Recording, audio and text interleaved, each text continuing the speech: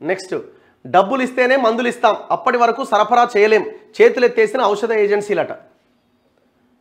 టీఎస్ఎంఎస్ఐడిసికి association లేఖ, pending బకాయిలు 1600 కోట్లు ఉన్నాయట, 10 నెలలుగా ఒక్క రూపాయి ఇవ్వలేదట, ఇచ్చిన చెక్కులు బౌన్స్ అయినాయట. కథం. ఇది ఏంది కథ?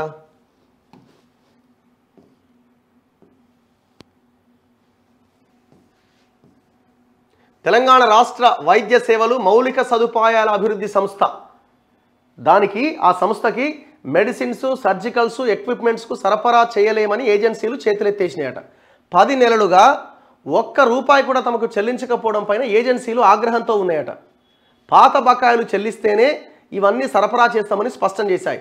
ఈ మేరకు కార్పొరేషన్ ఎండీకి ఏజెన్సీల అసోసియేషన్ లేఖ రాసింది. తక్షణమే పెండింగ్ బకాయిలు చెల్లించాలని కోరింది. టీఎస్ఎంఎస్ఐడిసిలో వివిధ విభాగాల కింద మొత్తం సుమారు 1600 కోట్ల బకాయిలు ఉన్నాయట. సార్వార పుణ్యమే ఇది. మరి ఎందుకురా బాబు ఒక్క రూపాయి ఇవ్వకపోతే?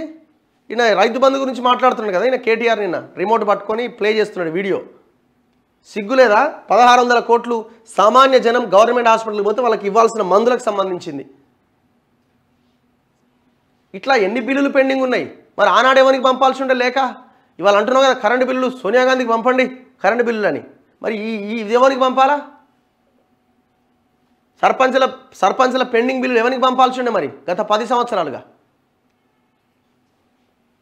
ఇటీవల వైద్య ఆరోగ్య శాఖ మంత్రి దామోదర్ రాజనరసింహ టీఎస్ఎంఎస్డిసి పెండింగ్ బకాయిల అంశంపైన ప్రత్యేకంగా సమీక్షించారట. గత ప్రభుత్వం 10 నెలలుగా ఒక్క రూపాయి కూడా చెల్లించకపోవడం వల్లనే ఇటువంటి పరిస్థితి నెలకొందని అధికారులు మంత్రి దృష్టికి తీసుకొచ్చారు. అత్యవసరమైన ఔషధాల విషయంలో కూడా సకాలంలో బిల్లులు చెల్లించకపోవడం వల్ల 100 కోట్ల బకాయిలు ఉన్నాయని మంత్రికి తెలిపారు. కార్పొరేషన్కు డ్రగ్స్, ఎక్విప్మెంట్స్, సర్జికల్స్తో పాటు సివిల్ వర్క్ చేసిన ఏజెన్సీలు, కాంట్రాక్టర్లకు గతేడాది కొన్ని బిల్లులు చెల్లించేందుకు వారికి కార్పొరేషన్ అధికారులు చెక్కులు ఇచ్చారట.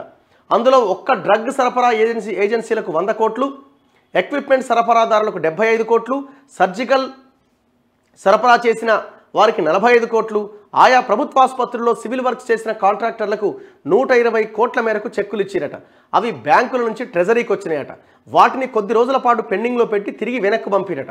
ఖజానాలో సొమ్ములు లేకపోవడంతో అవన్నీ బౌన్స్ అయినాయని సరఫరాదారులు చెప్తున్నారట. గవర్నమెంట్ ఇచ్చిన చెక్కులు బౌన్స్ అవుతాయిరా బాబు? ఇంత దుర్మార్గం. ఒకవైపు బిల్లులు ఇవ్వకున్నా గత సర్కార్ ఔషధాల కంపెనీలపైన తీవ్ర ఒత్తిడి తీసుకొచ్చింది. డ్రగ్స్, సర్జికల్స్ను సరఫరా చేయాల్సిందే అని ఆదేశించింది. లేకుంటే బిల్లులు రావని బెదిరించిందని సరఫరాదారులు చెబుతున్నారు. దాంతో తప్పనిసరి పరిస్థితుల్లో డబ్బులు రాకున్నా సరఫరా చేశామని అంటున్నారు. ఇట్లా ఇగో ఒక్కరికి 350 కోట్లు చెల్లింపట. అయితే ఇతర ఏజెన్సీలందరికీ బిల్లులు ఆపేసినా ఒక్కరికి మాత్రం గ్రీన్ ఛానల్ ఏర్పాటు చేసి మరీ బిల్లులు చెల్లించినట్టు సమాచారం అట. అయ్యో, గతంలో బీఆర్ఎస్ ఎమ్మెల్సీగా ఉండి ప్రస్తుతం అదే పార్టీ తరపున ఎమ్మెల్యే అయిన ఒక నేతకు చెందిన ఏజెన్సీకి బిల్లులు చెల్లించినట్లు వైద్య వర్గాలు వెల్లడించినాయట. ఎమ్మెల్సీగా ఉండి అదే పార్టీ తరపున ఎమ్మెల్యే, ఇది కూడా పెద్ద స్కామ్. ఇది ఏది ఇప్పుడు మన న్యూట్రిషన్ కిట్స్తో పాటు ఇది ఈ కిట్స్ ఉండే కదా, ఈ హాస్టల్స్లో ఇచ్చే హైజీనిక్ కిట్స్ కూడా మిగతా ఏజెన్సీలకు రూపాయి లేదట. ఇచ్చిన చెక్కులు బౌన్స్ అయినాయట. చూడు ఇక కథ. నిజానికి ఆ కిట్ వ్యవహారంలో పెద్ద కుంభకోణం జరిగిందన్న ఆరోపణలు ఉన్నాయి. కేసీఆర్ న్యూట్రియంట్ కిట్ సరఫరాదారుడికి వెంటనే బిల్లు చెల్లింపులు అయ్యేవని వైద్య శాఖలో ఒక కీలక అధికారి తెలిపారు. ఎన్నికల ప్రక్రియ ముగిసే నాటికి ఆ ఏజెన్సీకి 350 కోట్లు చెల్లించారు. అదే సరఫరాదారుడికి మరో 550 కోట్లు పెండింగ్లో ఉండగా వాటి బిల్లులను సిద్ధం చేస్తున్నట్టు సమాచారం. అసలు ఈ బిల్లులు 550 కోట్లు ఇవ్వకుండా ఆపేసి విచారణ చేసిన తర్వాత ఆ బిల్లులు క్లియర్ చేయాలి. ఒకవేళ అవినీతి జరగకపోతే, ఈ ప్రభుత్వానికి చిత్తశుద్ధి ఉంటే. గత సర్కార్ హయాంలో సీఎంఓ నుంచి వచ్చే ఆదేశాల మేరకు చెల్లింపులు జరిగేవని మరో అధికారి వెల్లడించారు. గవర్నమెంట్ హాస్పిటల్లో సప్లై అయ్యే మందులు కూడా వాటికి డబ్బులు ఇవ్వకపోతే ఇంకా నీకు ఎట్లా నడుస్తాయి?